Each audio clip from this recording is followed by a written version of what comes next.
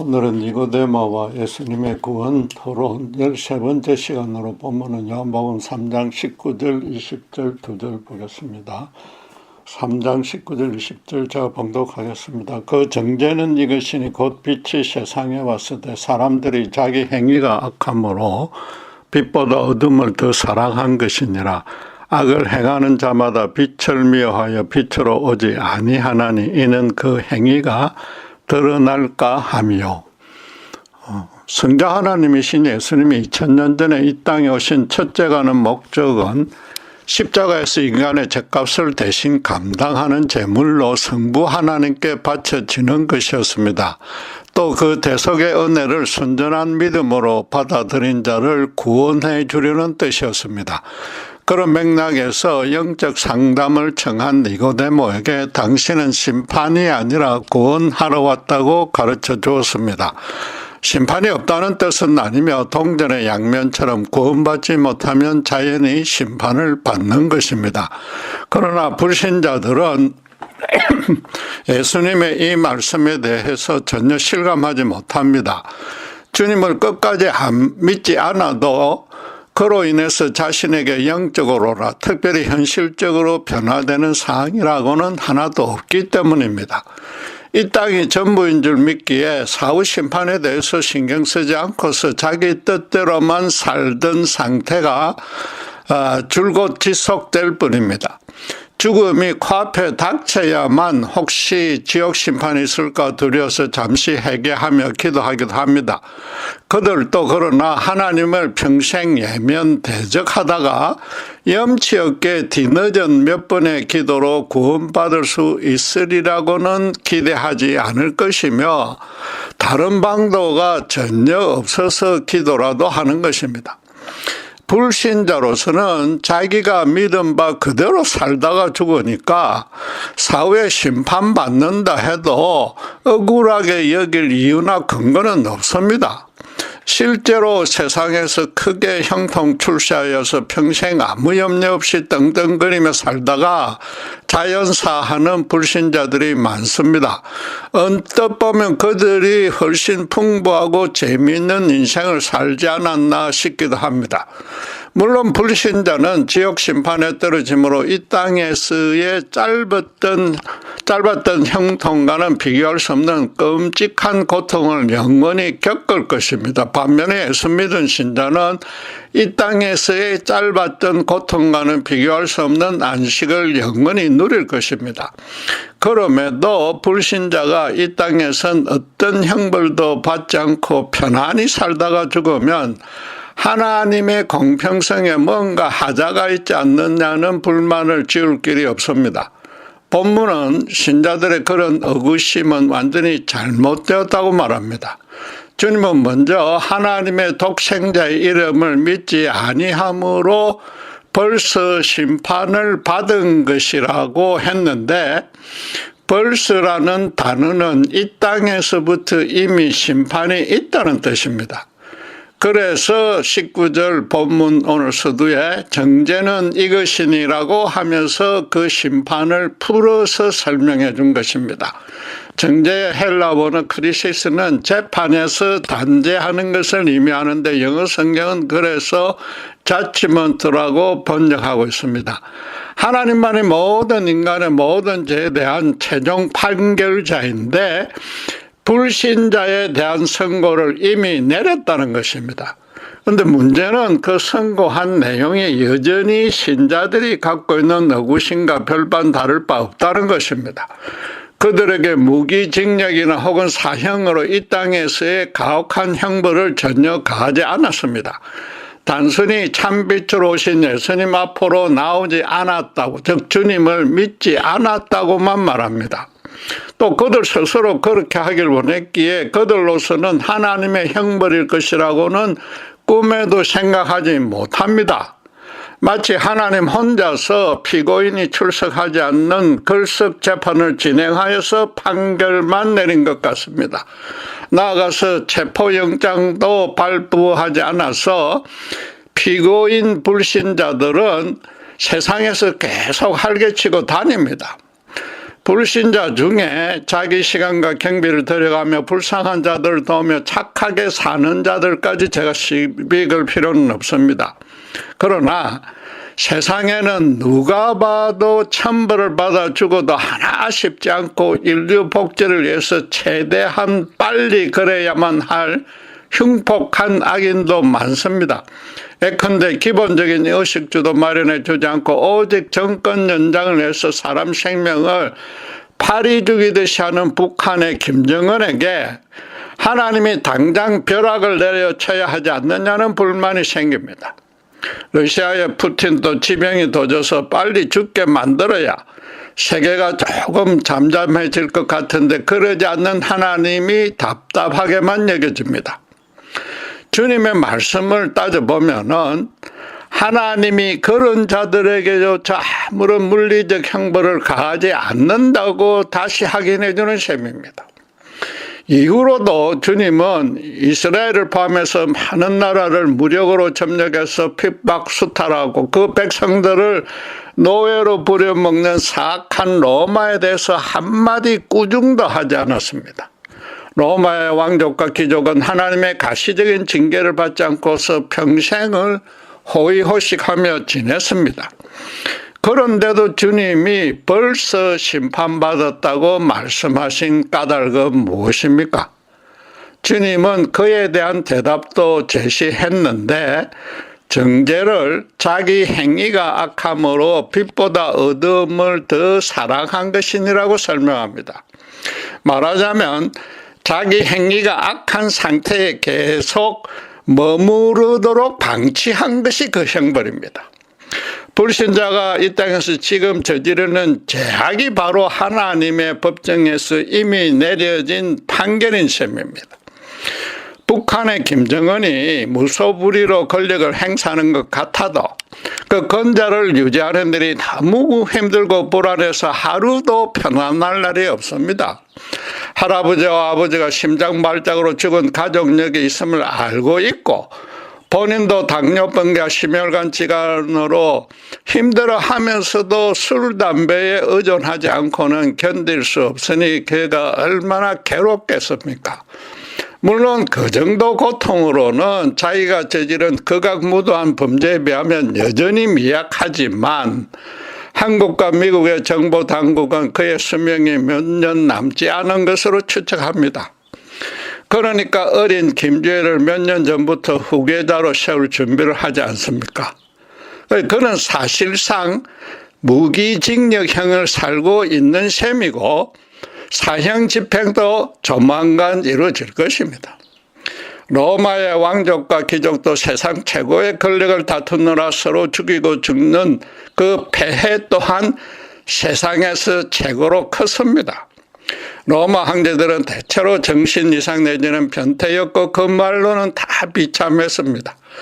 한국의 조선왕조실록도 잔혹한 피해 역사이지 않습니까? 그것도 부모 자식 간에 또 친형제 간의 잔혹한 살육극이라서 인생에서 그만큼 끔찍한 고통도 없습니다.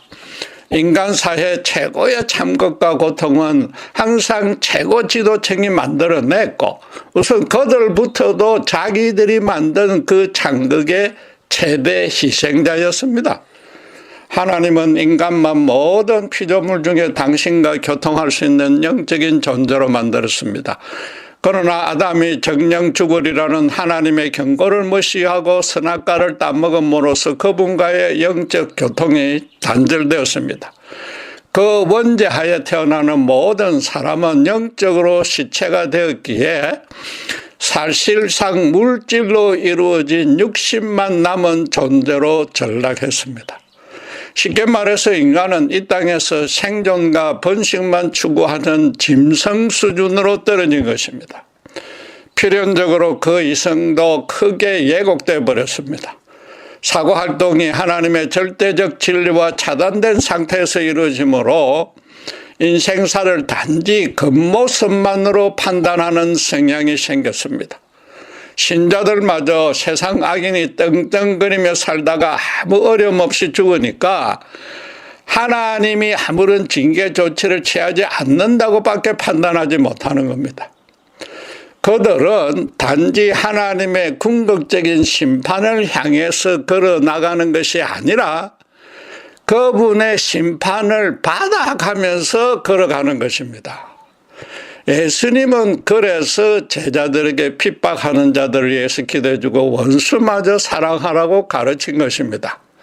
믿음이 좋은 신자라도 결코 쉬운 일은 아니지만 그들이 걸어가는 인생길을 진지하고도 심각하게 재점검해보고서 하나님께로 돌아오라고 권면하며 기도해 주라는 겁니다.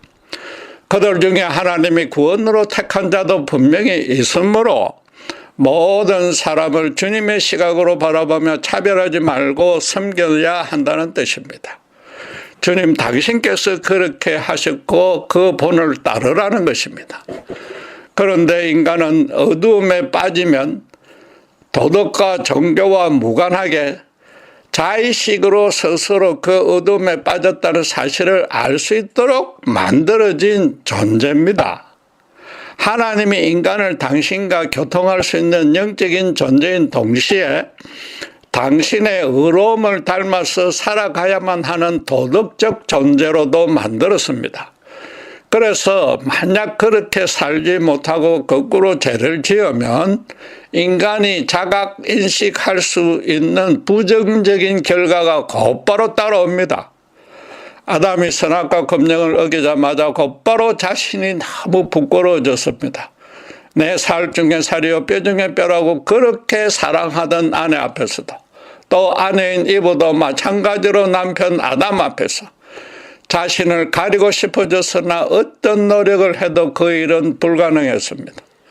그것으로 그치지 않고 하나님께 벌 받으리라는 두려움이 엄습에서 동산 깊숙이 숨어 들어갔습니다. 아담 이후의 모든 세대가 그런 원죄하에 태어나서 하나님을 찾지도 두려워하지도 않게 되었지만은 그분의 의로움을 담게 지어졌던 흔적은 불완전하나마 양심의 형태로 남아 있습니다. 윤리 교육을 전혀 받지 않은 어린 아이들이 장난감을 서로 차지하려고 싸우다가 주먹 다툼까지도 종종 합니다. 그런데 그러고 나면 걔들도 뭔가 기분이 개운치 않고 괴롭습니다. 자기도 모르게 울음을 터뜨리면서 구체적인 의미는 모른 채 마냥 두려워하는데 아담이 최초로 범죄했을 때와 똑같은 결과를 겪는 것입니다. 그런데 인간은 그런 비슷한 잘못들을 계속 범하면서도 고쳐나가기는커녕 하나님 없이 제멋대로 사는 것이 너무 익숙하고 좋기만 합니다. 무엇보다 자기만 높이려는 고집은 절대 버릴 수 없어서 주변 사람과 시기, 질투, 다툼, 증오하는 죄는 완전히 일상사가 되었습니다. 하나님이 제 안에 심어놓은 부정적인 폐해는 자꾸 늘어나는데 바로 그것이 당사자들에게 형벌이 된단 말입니다. 바울은 그래서 로마서 1장 27절에 하나님이 그들의 상실한 마음에 버려두었기에 스스로 부끄러운 일을 더 많이 하게 된다고 했고 또 그들이 그럼으로써 자신들의 그릇됨에 대한 상당한 보응을 이미 받았다고 선언했습니다. 원죄로 이성마저 예곡 파괴되었다는 여실한 증거도 본문이 제시합니다. 예수님은 악인이 당신께로 나오지 않는 이유가 그 행위가 드러날까 함이라고 했습니다. 자기들도 악행인 줄 알기에 남들 앞에서 감추고 싶다는 뜻입니다. 그들은 죄를 감추려고만 하지 고치려 들지 않습니다. 실제로 전도해보면 교회 나가면 술, 담배를 끊어야 하고 또 세상 재미도 더 이상 즐길 수 없다고 주저하는 자들이 꽤 있습니다. 그래서 세상에서 조금 더 신나게 놀다가 그것이 실적 나거나 즐길 힘이 떨어지면 그때 가서 믿거나 진지하게 고려해 보겠다고 말합니다. 그들도 하나님을 믿으면 그동안의 죄악이 주는 쾌락을 더 이상 즐겨서는 안 된다는 점을 잘 알고 있기 때문입니다. 바꿔 말해서 자신의 현재 삶의 방식이 인간으로 걸어야만 할 올바른 길이 아니라고 인정한 것입니다. 말하자면 하나님이 실존하시고 그분은 인간이 거룩하게 살기를 원한다는 사실까지도 알고 있는 것입니다. 그렇다면 한시라도 빨리 그분 앞에 진심으로 회개하고 나와야 하는데도 계속 죄악 속에 머무르겠다고 고집한 것입니다. 인간의 영적인 시체가 됨으로써 죄중에 살아가는 것이 사실상 하나님의 심판인 줄은 상상도 못하기 때문인 겁니다. 그들이 예수님을 계속 거부하는 이유도 간단한데 신자들마저도 불공평하다는 의구심을 품고 있듯이 하나님이 당장 가시적인 형벌을 주지 않으니까 안심하고서 마냥 게으름을 피우는 것입니다. 정작 벼락을 맞아 죽어야 할 김정은은 멀쩡하고 그에 비하면 죄인이라고 할 수도 없는 자신에게 하나님이 눈을 돌릴 여유는 없을 것이라고 자기 편한 대로 판단하는 것입니다. 예수님이 불신자에게 벌써 심판이 내려졌다고 하신 말씀의 정확한 뜻을 알아야 합니다. 단순히 죄 자체에 내재된 부정적 영향력에 오염되는 것으로 그치지 않습니다. 주님은 하나님이신 당신을 믿느냐 안 믿느냐로 정죄의 기준으로 삼았습니다. 예수님을 믿지 않는 것이 바로 형벌이고 죄를 범하여서 정서적으로 황폐해지고 현실 삶이 부패해지는 것은 그 결과라는 뜻입니다. 아담이 선악과를 따먹어서 윤리적 종교적 죄 이전에 자신의 실존 자체를 부인하는 죄로서 일종의 자살 행위였습니다. 하나님은 자기를 지으신 친부모인 셈이고 에덴의 진짜 주인이었습니다. 그런데도 그분의 자리를 대신 차지해서 이 땅을 자기 뜻대로 주무려고 부모 자격이 안 되니까 내 삶과 인생에 절대로 주관 개입 해방하지 말라고 대놓고 선포한 것입니다. 하나님으로부터 모든 것을 공급받아야만, 특별히 그분과 영적 교통을 해야만 인간으로서 온전하고 충만한 삶을 살 수 있는데도 그 일이 너무 귀찮고 싫다고 가출해버린 것입니다. 천하만국을 물려받은 왕자에서 스스로 빌어먹어도 제대로 채워지지 않는 거지 중에 상거지가 좋다고 그분의 품에서 능동적, 의도적, 적극적으로 뛰쳐나간 것입니다. 아담은 스스로 자립하면 분홍빛 세상이 기다릴 줄 알았으나 그 예상과 기대와 계획과는 정반대가 되었습니다. 하나님이 정령 죽으리라고 경고한 그대로 그분과의 교통이 완전히 차단되는 바람에 그의 후손 모두가 창조 당시에 온전했던 영적이고 도덕적 존재로 돌아가는 일은 불가능해졌습니다. 불신자들이 친부모격인 하나님께 얼마나 큰 죄악을 저지르고 있는지도 모르고, 아니 알려고도 하지 않은 채 세상 죄악을 즐기며 어둠을 좋아하고 있는 까닭입니다.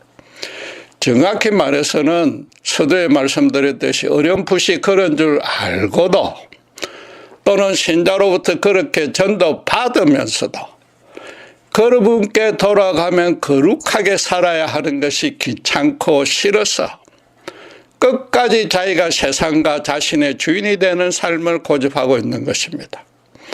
불신자들의 그런 삶은 하나님과 단절된 채 끝까지 어두움을 벗어날 수 없기에 이 땅에서부터 받은 심판입니다.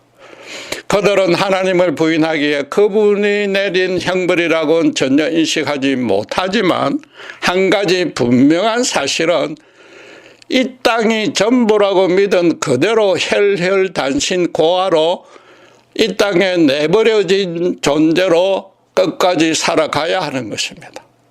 모두가 부러워할 형통과 출세를 이루어서도 사실상 전 우주에 오직 자기 혼자뿐이라 끝까지 허망하고 갈급할 수밖에 없는 신기루 같은 인생이 되는 겁니다. 만왕의 왕이신 예수님의 성 안에 사는 신자에게는 모든 좋은 것이 끊임없이 가득 채워지므로 아무 때나 마음껏 즐길 수 있습니다. 그 성의 바깥은 황량한 강야로 뼈가 빠지도록 노력해야 겨우 먹고 살 수 있습니다. 가끔 임금님이 성 밖으로 나서 몇 명을 뽑아 성 안으로 데려갑니다. 당연히 성 밖에 남아있는 사람과 뽑혀간 사람의 형편은 도무지 비교가 안 됩니다. 그런데도 성 밖에서 제멋대로 사는 삶이 좋다고 끝까지 고집하는 자가 불신자이고 그것이 바로 정죄인 것입니다. 하나님을 부인하는 불신자에겐 이 땅이 전부입니다. 세상은 물질로 구성된 것이라 세상에서 물질적 욕망을 채우려는 것만이 그들의 인생 목표가 됩니다. 아이러니하게도 그들은 돈에서 자유롭고 싶어서 강력하게 돈을 추구하나 거꾸로 돈에 더 단단히 묶이는 노예가 됩니다. 그런 상태가 죽은 이후까지 이어지는 것이 지옥 형벌입니다. 한 신학자가 지옥을 돈독이 올라서 잭팟이 터지길 바라는 수많은 사람들이 단 한숨도 못 자고 눈알이 빠지도록 영원토록 설란머신만 두드리는 곳이라고 비유하고 풍자했습니다. 이 얼마나 끔찍한 광경입니까? 세상 사람들의 이 땅의 삶도 그와 방불합니다. 하나님을 믿지 않고 돈을 주인으로 모시고 살았던 자에게 죽을 때 만족한 인생을 살았는가라고 물어보면 100이면 100 아니다라고 대답할 것입니다. 대표적인 예가 삼성의 창업자 이병철 회장이 끝까지 24가지 질문을 답을 얻지 못하고 미혹한 채로 돌아가셨습니다. 그 전에 충족할 만큼 돈을 모아서 돈에서 자유로워졌는가라고 물어도 아무도 당당하게 예스라고 대답하지 못할 것입니다. 인생이 성공했다고 판단하는 통상적인 기준이 하나 있습니다. 먹고 마시고 입는 것이 아무 제약을 받지 않으며 명품도 주저없이 살 수 있을 만큼 돈을 모으는 것이라고 말합니다. 짐승 수준으로 전락한 불신자들이 모여 사는 정글 같은 세상에서 사자가 되는 것이 성공한 증거라고 믿습니다. 주님은 거꾸로 그것이 바로 하나님께 벌써 심판받은 증거라고 선포했습니다.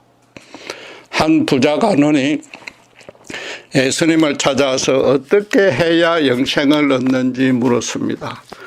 그가 선한 행위를 구원의 조건이라고 전제하고 질문했기에 주님도 10계명의 인간관계 계명들을 지키면 된다고 대답해 줬습니다. 그러자 그는 그 계명들을 어려서부터 다 지켰다고 대답했습니다. 유대인 간원인지라 여호와 하나님을 믿고 따르며 모세 율법을 지키는 데에 본인의 장담대로 하자가 없었을 것입니다. 주변에 선행을 베풀면서 사람들로부터 칭찬과 존경도 받았을 것입니다. 그는 그런 자신의 의로움을 지금 떠오르고 있는 스타 랍비인 나사렛의 예수에게서 인정받고 싶었던 것입니다. 처음부터 그의 사람됨과 의도를 꿰뚫어 하셨던 주님은 반드시 행해야 할 일이 하나 더 있는데 너 소유를 다 팔아서 가난한 자들에게 나눠주라고 했습니다. 큰 부자였던 그는 크게 근심했는데 모든 재산을 구제에 바쳐야만 구원받는다는 뜻은 물론 아닙니다. 주님은 그 많은 재산을 포기하는 일이 있더라도 정말로 하나님께 구원을 받고 싶느냐고 반문한 것입니다. 내 진짜 주인이 하나님이 아니라 돈이 아닌지 잘 따져보라는 뜻이었습니다. 니고데모에게 당신을 믿느냐 믿지 않느냐로 심판이 나눠졌다고 가르쳤듯이 돈이 몽땅 다 없어져도 하나님만 따라야 영생을 얻는다는 것입니다. 이는 절대로 무리한 종교적 계명이 아니며 영생이 바로 그런 의미입니다. 천국에는 돈을 들고 갈 수 없으며 돈이 아예 필요 없습니다.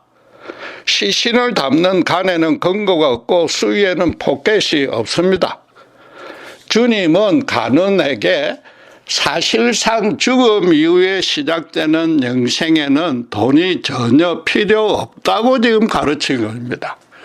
네가 영생을 얻고 싶다고 했는데 심판을 내리는 하나님의 위치에서 정말로 하나님이 시키는 대로 온전히 순종할 수 있느냐? 즉 지금이라도 내 재산을 다 팔아서 가난한 자에게 나눠줄 수 있느냐고 따진 것입니다.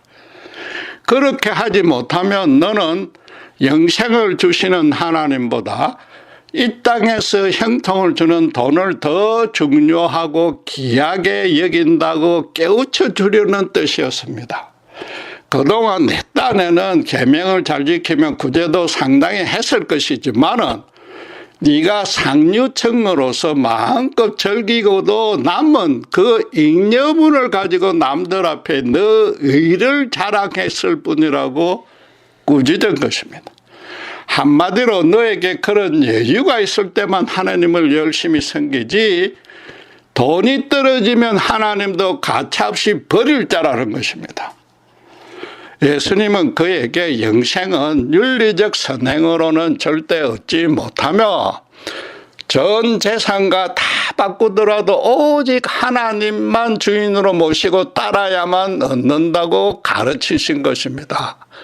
심판도 윤리적인 악행이 아니라 하나님을 주인으로 모시지 않기에 받는 것이며 그래서 심판받아야 하는 죄의 본질도 하나님을 예수님을 배척하는 것입니다. 성자 하나님으로 이 땅에 오신 예수님이 당신의 전부를 십자가에 우리에게 내어주셨으니까 그분을 믿는다는 의미도 자기 재산은 물론 자신의 존재와 삶과 인생 전부를 그에게 내어드리는 것입니다. 만약 신자가 하나님께 자기 형통과 안락만 아니 무사무탈만 간구하더라도 이 부자 가난처럼 영생 밖에 있는 것입니다. 하나님의 기도 응답을 받는 것이 아니라 이 땅에서부터 정죄받고 있는 꼴입니다.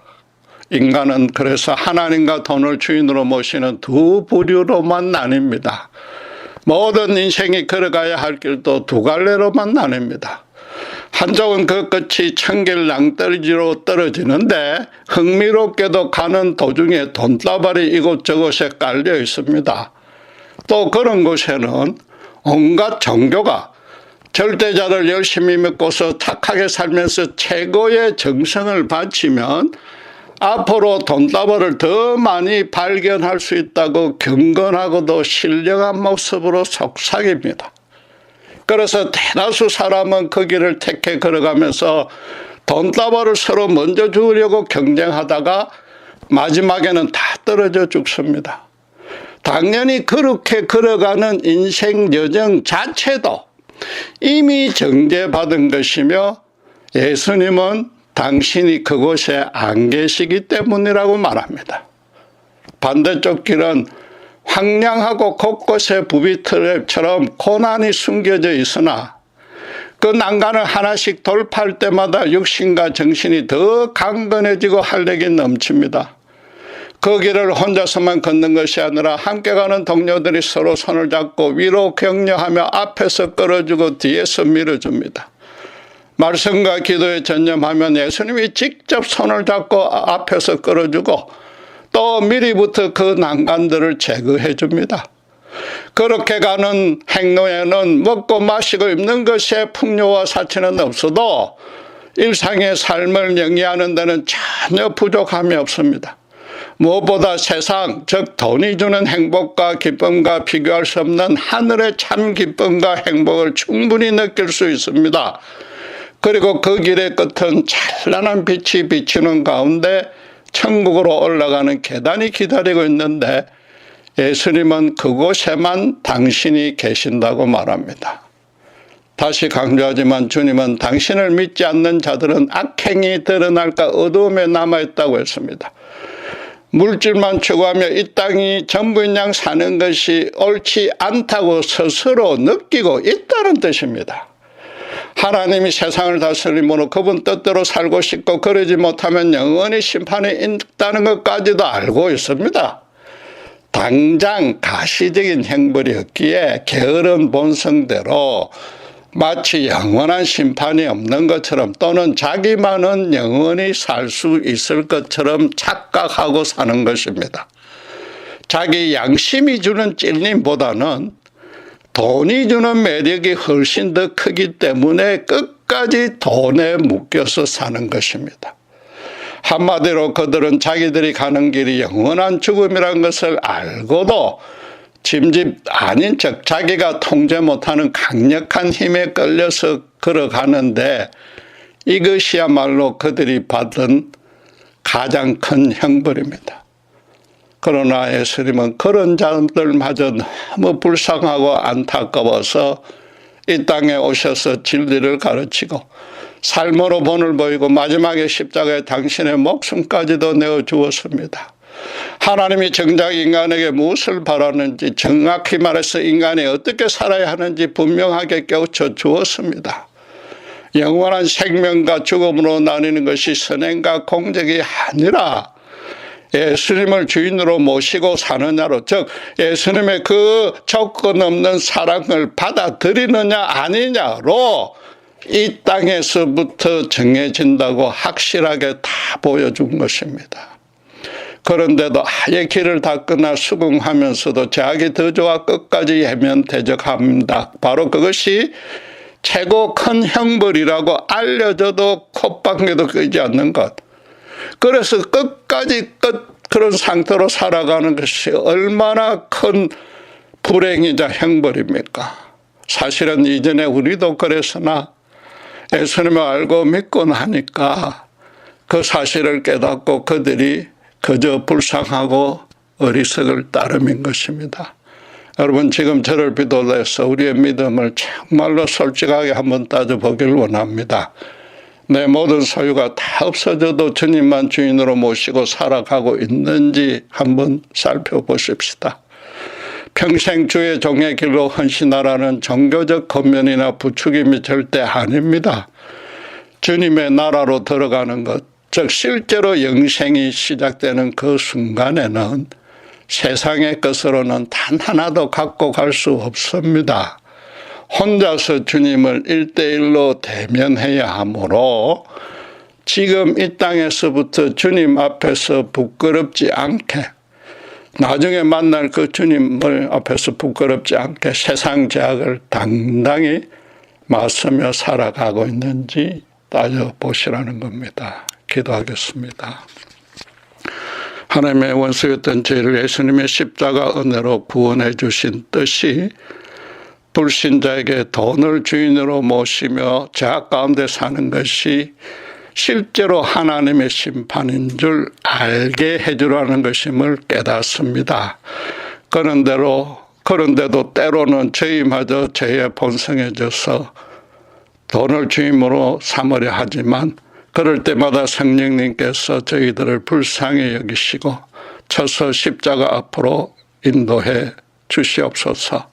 그래야 세상 죄악 앞에서도 당당하게 맞서서 하늘의 기쁨과 평안을 넘치도록 누릴 수 있도록 저희들을 축복해 주시옵소서. 감사합니다. 우리 주 예수 그리스도 이름으로 기도드렸습니다.